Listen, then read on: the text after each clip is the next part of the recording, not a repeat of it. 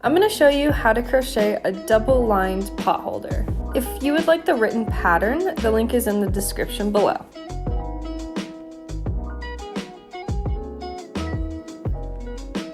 So to make this pattern, you'll first need about 57 yards of 100% cotton yarn. Make sure it's 100% cotton because acrylic-based yarns can actually melt from the heat. And Lily Sugar and Cream has some really great colors, and this is a weight 4. You'll need a 4mm crochet hook or a G hook, a tape measure to double check the length if you would like, a pair of scissors, and a stitch marker. So the first initial chain amount determines the size of the pot holder's diagonal. So you can do more or less to change the size, but I am going to be chaining 30, and this will make about a 5¼ inch pot holder. So we're first gonna start out with a slip knot. To do this, you're gonna hold the yarn tail in your hand, wrap the yarn around your finger twice, bring the back strand over the front, and then bring the now back strand all the way over to the end of your finger and then tighten. Now insert your hook into the loop you just made and tighten slightly. Don't tighten too tight or else you'll struggle later. So there's 2 different ways you can hold a crochet hook. You can either hold it like a pencil or you can hold it like a knife. I hold mine like a knife, so I'll show you how to do that way. So you're gonna hold the tail along with the hook in the right hand. Then with the left hand, I make a gun shape, and using my pointer finger, I hold the working yarn up. Then use your thumb and middle finger to hold your work. This then gives you leverage to twist your hook to grab the yarn. So now we're gonna chain. To chain, you're gonna yarn over, or some people have a better understanding if you say hook under. So you're gonna yarn over or hook under the yarn, and then you're gonna pull the yarn through the loop that is on your hook. And we will be doing that 30 times. Okay, so there's 30 chains. This is how big the diagonal of the pot holder is going to be. So for round 1, you're gonna single crochet in the second chain from the hook and then single crochet across till the end of the chain. Okay, so here's the first chain right there, and here's the second chain. So we're gonna go into that second chain. So you're gonna insert your hook in that little V that we see there. And when you do insert your hook, you should have 2 strands up top and 1 strand below. Then we're gonna yarn over or hook under, depending on what sounds better to you. Pull the yarn through the chain, and then yarn over, hook under again, and pull through 2. And that is a single crochet. Okay, so let's walk through that one more time. So you're gonna insert your hook into the next chain. You're going to yarn over or hook under, pull through the chain, and then yarn over, hook under, pull through the 2 loops on your hook. And there's another completed single crochet. So you're going to continue single crocheting across the chain until you have a single crochet into the very last chain. Okay, so I want to do the last 2 with you. So we have the 2 up top, 1 on bottom, yarn over, pull through 2. And then the very last one's kind of hard to see, but you should see those 3 strands of yarn there. And you're just going to insert where you're going to have those 2 strands up top and 1 on bottom. So you're going to insert your hook, so you'll have the 2 strands up top, 1 on bottom, yarn over or hook under, pull through, yarn over, pull through 2. And now we should have created 29 single crochets because we skipped that first one. So it's a good idea to count the stitches that you made, and you can count them by turning your work to the top, and you can see those V's across the top.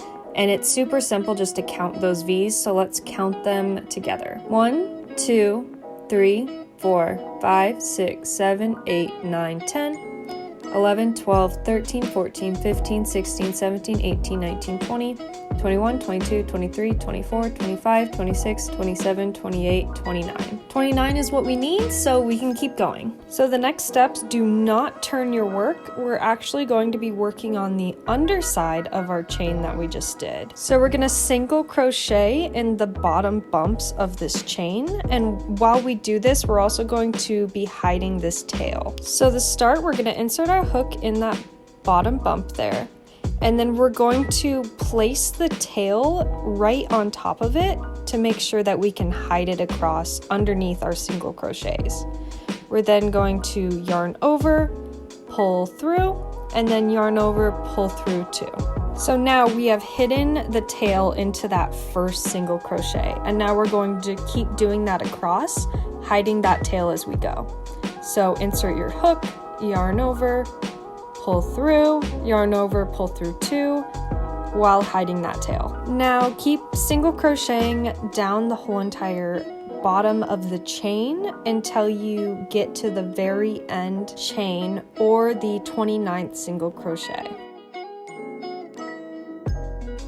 Okay, so now you should have another 29 single crochets made, and we should have a long oval shaped thing with single crochets on top and bottom. So now grab your stitch marker and we're going to place it into the last single crochet that you just made. So now we're going to start round 2. You're going to place a single crochet in the first single crochet you made after the chain. And for this pattern, you just single crochet in every single crochet that you come across, just around and around the small oval we made. So as you work up, eventually the ends are going to become corners and it's slowly going to fold into itself. And then once it meets each other, we're going to sew it up in the middle. So keep single crocheting across, around and around, replacing the stitch marker for every time you come across it. And it'll probably be around 18 to 19 rounds, just until those 2 sides begin to meet each other in the middle. Okay, so my 2 sides were able to meet each other at 18 rows or rounds. So it might look like a little purse, and then if you place it on the chain and slowly fold in the sides together, it'll start to look like how we want it to. So with where your stitch marker is, we probably ended on a weird section of the pattern, so we're actually going to single crochet to the nearest corner. So we're just going to single crochet across until we end right at that corner.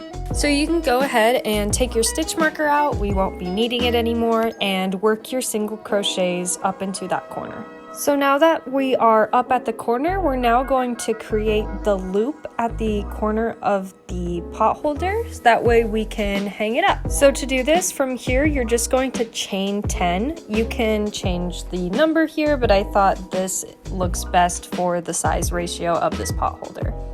You're then going to slip stitch into the next single crochet.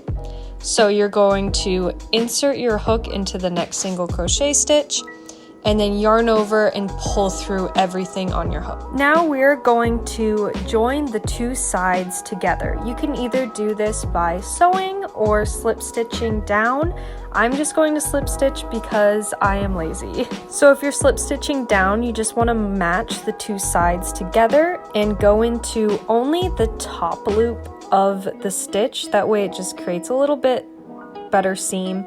Go into the first top loops of one side and the other, and you're going to yarn over and pull through everything, and just continue doing that down the whole pot holder. When you get to the very end, make sure you don't forget that last stitch. It can be kind of hard to see. Don't worry about making sure you go into the right amount, just make sure you don't have an awkward corner left at the end. So the slip stitch method can leave just a little hint of a bump in the middle of your pot holder. So if you don't like that and you don't want that, you can sew, and if you sew, it looks like this. So it doesn't have that bump in the middle. So to finish off the pot holder, you're going to insert your hook back in, cut off just a random amount, doesn't really matter, and then you're going to yarn over and pull the yarn all the way through. And then we just need to hide that in, so I just go into the middle of the pot holder wherever and just pull the yarn through the middle, and nobody needs to know. And there you have it. We have a completed double-sided crochet pot holder. Thank you so much for watching. Please share pictures if you make this, and let me know if you liked this pattern tutorial. I hope to see you again soon.